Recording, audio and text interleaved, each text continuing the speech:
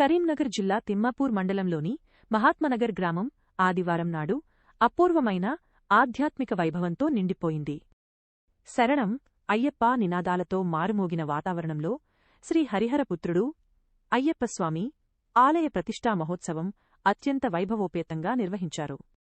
ఈ దివ్య కార్యక్రమానికి పీఠశోభగా శ్రీ శ్రీ శ్రీ జగద్గురు శంకరాచార్య హంపి విరూపాక్ష విద్యారణ్య పీఠాధిపతులు శ్రీ శ్రీ శ్రీ విద్యారణ్య భారతీస్వాములు విచ్చేసి తమ పుణ్య కరచరణాలచే మంత్రస్థాపన ప్రాణ ప్రతిష్ఠ మహాకుంభాభిషేకం వంటి శాస్త్రోక్త దివ్య కర్మలను నిర్వహించడం ఈ మహోత్సవానికి మరింత పుణ్యమహిమను చేకూర్చింది.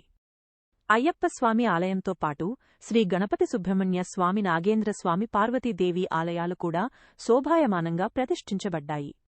అదనంగానవ గ్రహ శిఖరధ్వజ ప్రతిష్ఠ మహోత్సవం వేదఘోషాల నడుమ అగ్నిహోత్ర యజ్ఞాగ్నుల మధ్య అత్యంత వైభవంగా జరిగింది.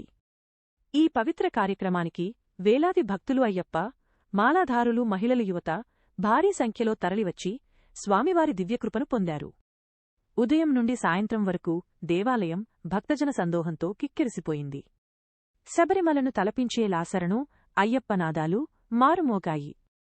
భక్తుల సౌకర్యార్థం అన్నదానం కార్యక్రమాన్ని విస్తృతంగా ఏర్పాటు చేయగా వేలాది మంది భక్తులు భక్తి శ్రద్ధలతో ప్రసాదాన్ని స్వీకరించారు.